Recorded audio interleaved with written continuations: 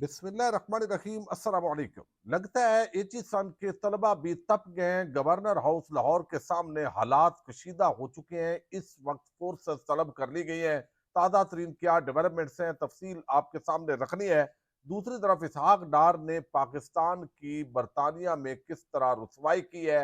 साबक सफारतकार फट पड़े हैं और कुछ हकायक वो सामने लेके आए हैं, ये भी आपके सामने रखना है। इस वक्त एक सीनियर सहाफ़ी रऊफ क्लासरा के खिलाफ एक मुहिम शुरू है। टेलन न्यूज़ के जो मालकान है उनका असल तनाज़ा क्या है, इस पे भी बात करेंगे। और रात गए दुश्मन ने एक और वार किया है पाकिस्तान पर, लेकिन हमारी फोर्सेस ने उसके अंदर किस जमा मर्दी के साथ मुकाबला किया है, ये भी एक बहुत ही बड़ी खबर है जो आपके सामने रखनी है। उम्मीद है आप वीडियो समाप्त करेंगे और अपने कीमती फीडबैक से ज़रूर आगाह करेंगे।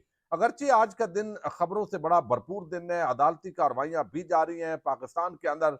जिस तरह पिछले दिनों इस्लामाबाद हाई कोर्ट के एक जज ने कहा था कि हम यहाँ अदालतों में बैठ के ड्रामे कर रहे हैं, क्योंकि जो असल इस मुल्क को आइन और कानून और जमहूरियत को पामाल करने वाले हैं, उनके सामने जो है वो कोई बोलने की जुर्रत नहीं कर रहा।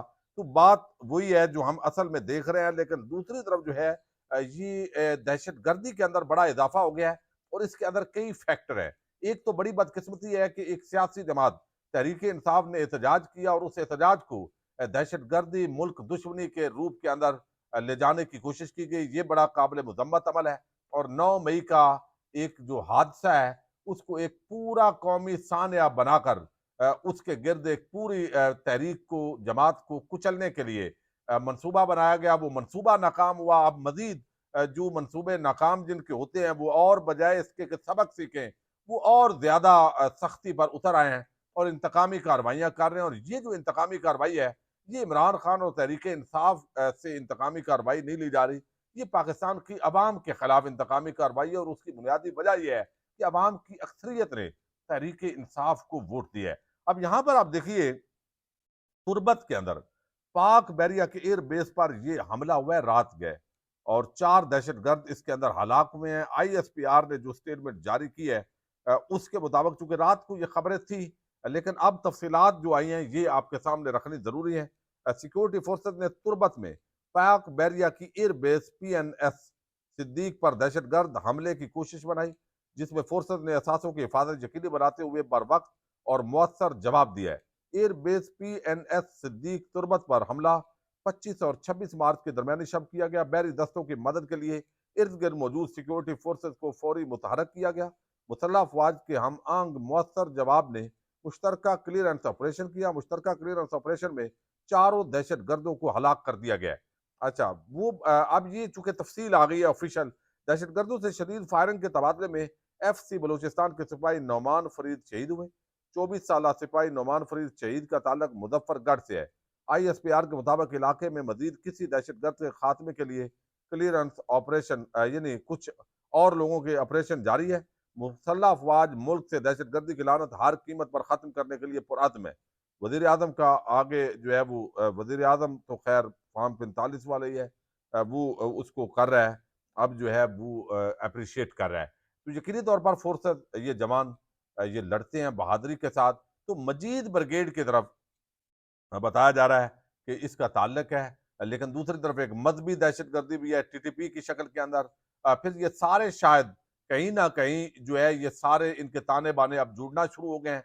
फिर कच्चे के डाकू ललकार रहे हैं। इधर से पाकिस्तान की आवाम के खिलाफ भी बरसरे पैकार है हमारे इदारे कि इनको भी नहीं छोड़ना, चूंकि तहरीक इंसाफ से इनका ताल्लुक है। तो एक चौमुखी लड़ाई जो है वो शुरू हो गई है। हालांकि सियासी जो पॉलिटिकल वर्कर्स हैं उनके खिलाफ अगर कोई जेन्युइन मामला हो तो उसको अलहदा रखना चाहिए ताकि पूरी कौम की एक यकजहती पैदा हो। लेकिन इस वक्त हालत यह है कि खाऊ कबाइल जरदारी और शरीफ माफिया को पाकिस्तान पर मुसल्लत करके ये जो कुछ किया गया है, इस हवाले से अवाम जो है वो शायद उसके अंदर भी बड़ा गुस्सा है। अच्छा, दूसरी जो बड़ी खबर है ये इंतहाई अहमियत की अमल है और उसका ताल्लुक है इसहाक डार के साथ। इसहाक डार जो है उन्होंने बरतानिया के अंदर वो गए हैं और बरतानिया इनका दूसरा घर है। नवाज शरीफ हो, शरीफ फैमिली, इसहाक डार हूँ, वहाँ पर इनकी जायदादें हैं, इनके असासे हैं, इनके कारोबार हैं, बच्चे इनके ज़ाहिर है बिजनेसमैन हैं। تو انہوں نے جدھر بھی سرکاری دورہ کرنا ہو، دورے کا تعلق بے شک عمان مسقط سے ہو، درمیان میں انہوں نے جو ہے وہ لندن کو کہیں نہ کہیں ڈال لینا ہوتا ہے۔ خرچہ سرکاری ہوتا ہے، مطلب ہے پروٹوکول ہوتا ہے، اگر خرچہ کئی دفعہ یہ ٹکٹ بھر بھی لیں تو احسان کرتے ہیں، باقی پروٹوکول امبیسی کی انوالومنٹ وہ ساری یہ کاؤنٹنگ کے اندر نہیں لاتے، حالانکہ ٹکٹ سستی ہوتی ہے، وہ اصل میں ان کے پروٹوکول، ان کے اللہ تلالے سرکاری ان کا ہونا۔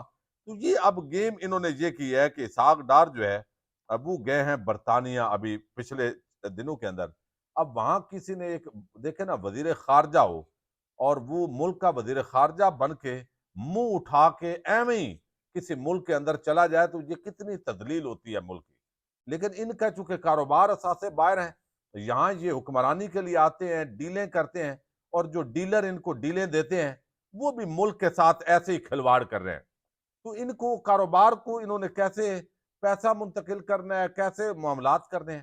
اب یہ میں عبد الباسط ہیں، یہ بڑے سینئر سفارتکار ہیں، بھارت کے اندر رہے ہیں بڑا عرصہ۔ اب انہوں نے یہ بات کی ہے، میں اپنے طور پر بات نہیں کر رہا، وہ کہتے ہیں یعنی وہاں کے وزیر خارجہ نے منہ نہیں لگایا ہمارے وزیر خارجہ کو، یہ بات جو ہے وہ کی گئی ہے۔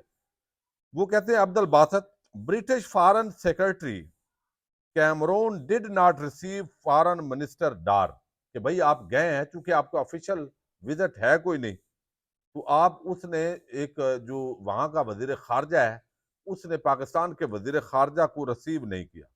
The letter should have not gone to London uninvited and made a request for a meeting۔ وہ کہتے ہیں کہ ایک لیٹر جو ہے وہ بھی نہیں گیا لندن کے اندر، اور ان انوائٹڈ اور بغیر کسی ایک ریکویسٹ کی ہے میٹنگ کی۔ Finally the two spoke on the telephone, یعنی ترلا منت کیا ہے کہ یار مل ہی لو برطانیہ کے وزیر خارجہ کو، لیکن وہ ملنا تو نہیں تھا، ظاہر ہے ان آفیشیل تھا، کوئی انویٹیشن نہیں تھا۔ تو اب انہوں نے بالآخر لاج رکھی ہے کہ ٹیلی فون پر جناب کی حال ہے اسحاق ڈار صاحب، خیریت ہے، کوئی مسئلہ تو نہیں، کوئی ساڑھے لائق ہویا تو دسیا جے۔ یعنی اس ملک کے اندر آپ بیٹھے ہوئے ہیں، اور جب آپ پاکستان کے عہدوں پہ ہوتے ہیں، جائیدادیں آپ کی باہر، کاروبار باہر، منہ اٹھا کے آپ لندن بھاگ جاتے ہیں، اور وہاں پہ آپ جو ہے وہ سارا یہ چیزیں کر رہے ہوتے ہیں۔ تو وہ کہتے ہیں please don't embarrass Pakistan. Ambassador عبد الباسط کہتے ہیں خدا را پاکستان کو بے عزت نہ کریں دنیا کے اندر، یہ بات انہوں نے کی ہے۔ پھر انہوں نے ایک اور سوال اٹھایا، اور وہ کہتے ہیں کہ یہ ڈار صاحب نے جو ہے وہ بڑے سکون کے ساتھ ایک غیر رسمی انداز کے اندر انہوں نے کہہ دیا کہ بھارت کے ساتھ ہم نے ٹریڈ کرنی ہے، کوئی اس پر مشاورت نہیں ہوئی کابینہ کے اندر، نہ کوئی انٹیریل منسٹریل میٹنگ ہوئی ہے کوئی یعنی وزراء کے درمیان۔ اس کے ریمارکس جو ہے وہ بڑے عجیب قسم کے ہیں، ایل ایڈوائزڈ ہے، یعنی اس بندے کو خارجہ امور چلانے کا تجربہ ہی نہیں ہے، یعنی ایک بالکل چونکہ ساری عمر وزارت خزانہ ہی چلائی ہے، تو منہ اٹھا کے ان کا مطلب یہ ہے کہ ایویں ہی جواب دے دیا ہے، یعنی اس کے لیے کچھ سیکھنا پڑتا ہے۔ یہ اس فارن افیئرز کے جو معاملات ہیں اس کے اندر ان کا کہنے کا مطلب ہے کہ اسحاق ڈار نابالغ ہیں، انہوں نے ایک بغیر کوئی سوچے سمجھے وہ بیان دے دیا ہے۔ اگر اسٹیبلشمنٹ، اور یعنی ہماری اسٹیبلشمنٹ کا بھی بڑا کمال ہے، وہ جب چاہتے ہیں کوئی بھارت کے ساتھ تجارت شروع کرے تو جب چاہیں گے اس کو دہشت یعنی جو ہے وہ مودی کا یار بنا دیں گے، کل کو انہی کو پہلے بنایا گیا اسی طرح، اور جب چاہیں گے جو تجارت نہیں کرے گا اس کو غدار بنا دیں گے۔ یہ پاکستان کے اندر ایک بڑا عجیب تماشا ہے۔ تو یہاں پر وہ کہتے ہیں کہ یہ پی ایم ایل این کے مینوفیسٹو کے خلاف ہے، اور جو ڈار ہے، Dar's first diplomatic blunder and so early does not bode well, یعنی یہ بڑا بلنڈر ہے، پہلا بلنڈر ہے ڈار کا، اور اس کو باز رہنا چاہیے اس طرح کی جو ہے وہ غیر منطقی باتیں کرنے سے، اور یہ اس کو نہیں پتا۔ یہ بات ایک تو ڈار صاحب کے حوالے سے کہی ہے۔ اب دوسری جو بڑی خبر ہے وہ ہے ایچ ای سن کالج، تیسری خبر ہے یہ ایچ ای سن کالج کے جو طلبہ ہیں، آپ کو یاد ہے یہ معاملہ جہاں سے شروع ہوا ہے، اب اس کے تانے بانے مریم نواز کے ساتھ ہی جڑ گئے، کیونکہ مریم نواز جو ہے جب ایچ ای سن کالج میں جانا چاہتی تھی، وہاں خطاب کرنا چاہتی تھی، تو وہاں کے جو طالب علم تھے انہوں نے احتجاج کیا، جو وہاں کے جو ان کے والدین تھے انہوں نے لیٹر لکھے کہ فارم 45 پر قبضہ، ہم کچھ اخلاقیات بچوں کو سکھانا چاہتے ہیں، رولنگ الیٹ ہے، ظاہر ہے وہ الیٹ کا ہے، وہ بڑے لوگوں کا ہے، غریب آدمی تو وہاں بچہ نہیں پڑھا سکتا۔ تو ہم یہ سارا کچھ کرنا چاہتے ہیں، لیکن آپ جو ہے وہ اگر اس طرح کے بندے کو بلائیں گی، بندی کو جو فارم 47 پہ زبردستی دھاندلی کی پیداوار وزیر اعلیٰ ہے، تو بچوں کے اندر اچھا امپیکٹ نہیں جائے گا۔ اسٹوڈنٹس نے بھی نعرے لگائے، اور اس کے بعد جو پرنسپل ہے انہوں نے کہا کہ مریم صاحبہ ادھر آپ نے ایچ ای سن کی طرف جو ہے نا وہ نہیں آنا۔ اب اس پر یہ مریم کی بڑی بے عزتی تھی، اور منتقم مزاج جو خاتون ہے اس کے لیے یہ برداشت کرنا بڑا مشکل ہوتا ہے۔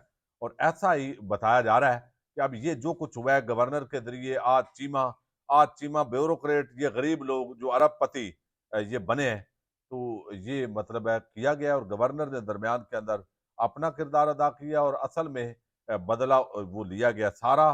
تو اب کہا گیا ہے پہلے کیچڑ اچالا، پھر معافی تلافی کہ نہیں آپ استعفیٰ نہ دیں، یہ صورتحال ہوئی ہے۔ اب جو اسٹوڈنٹس ہیں ان کے اندر ہے بڑا غصہ۔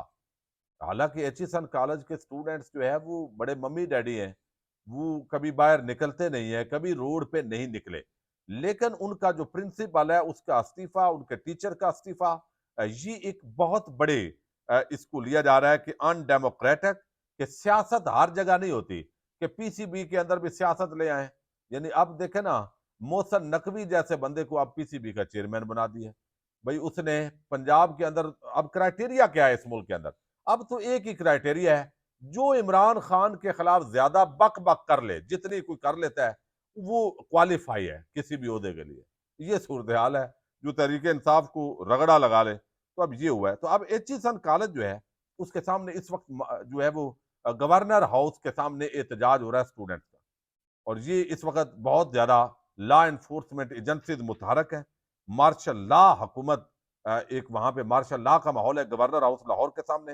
گورنر ہاؤس کے باہر شاکر محمود عوان ہے وہاں کے رپورٹر، انہوں نے رپورٹ کیا گورنر ہاؤس کے باہر ایچیسن کالج کے پرنسپل مائیکل تھامس کے حق میں احتجاج کا معاملہ۔ احتجاج سے نمٹنے کے لیے اینٹی رائٹ فورس کے جوان گورنر ہاؤس کے باہر تعینات کر دیے گئے، ڈالفن فورس کی ریزرو بھی تعینات کر دی گئی ہے، واٹر کینن بھی منگوا لی گئی ہے، اور اسی طرح لاٹھی چارج اور جو ساری پولیس کی تیاریاں ہوتی ہیں، ظاہر ہے پولیس ایک کام کے لیے ہے کہ پاکستان کے ان شہریوں پر آپ نے تشدد کیسے کرنا ہے۔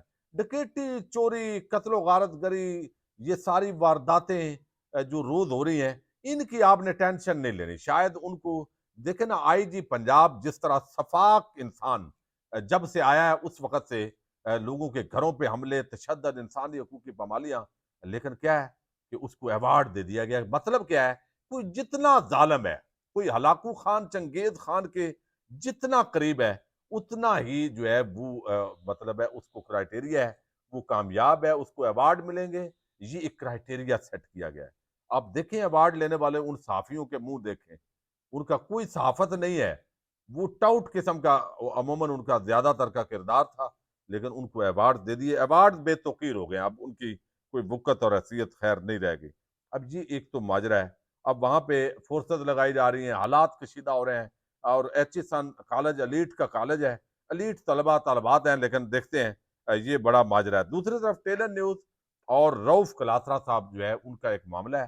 رؤف کلاترا صاحب سے 2 سال کا معاہدہ کیا گیا، سیال کوٹ سے یہ مالکان ہے، بریار برادران، انہوں نے جو رؤف کلاترا صاحب ہیں، مجھے علم ہے بہت سارے پی ٹی آئی کے لوگ بھی ان پر تنقید کرتے ہیں، نون والے بھی، پیپلز پارٹی، ہر پارٹی کے کارکن جو ہے رؤف کلاترا صاحب پر تنقید کرتے ہیں۔ وہ ایک سینئر صحافی ہیں، یعنی انہوں نے صحافت کی ہے، نقطہ نظر سے مجھے بھی اختلاف ہوتا ہے، اختلاف اپنی جگہ ہے، لیکن کریڈیبلٹی کم از کم ان کی اس طرح کی نہیں ہے کہ انہوں نے کوئی رشوت لی ہے، کوئی ناجائز فائدہ اٹھایا ہے۔ یہی وجہ ہے کہ وہ سب پر تنقید کرتے ہیں، تو ان کی تنقید کو پازیٹو لینا چاہیے۔ اب ان کا معاہدہ ہوا ہے کہ بھائی 2 سال میں رہوں گا، مجھے آپ یہ سیلری دیں گے، یہ آپ فائدے دیں گے، مراعات ہیں۔ اب 2 سال سے پہلے ہی اگر وہ لوگ جو ہے وہ بند کر دیں چینل، تو اب وہ کہہ رہے ہیں بھائی میری 5 مہینے کام کیا ہے تو پچھلے 7 مہینے جو کیا ہے، پچھلے آپ 15 مہینوں کی تنخواہ بقایا، بھائی میں عدالت جا رہا ہوں ان مالکان اور یوسف بیگ مرزا ان کے لیے، ان کے خلاف۔ تو یہ میرا خیال ہے ایک کریڈیبل جرنلسٹ ہے، اختلاف رائے ہو سکتا ہے، بہت ساری چیزوں کے اندر اختلاف ہے، ان کا خلاف جو مہم ہے وہ نہیں چلانی چاہیے، ان کا جو ہے وہ اس معاملے کے اندر میڈیا جو سیٹ ہیں ان کے مقابلے میں رؤف کلاترا صاحب کا ساتھ دینا چاہیے۔ پاکستان زندہ باد، پاک فوج पाइंदाबाद।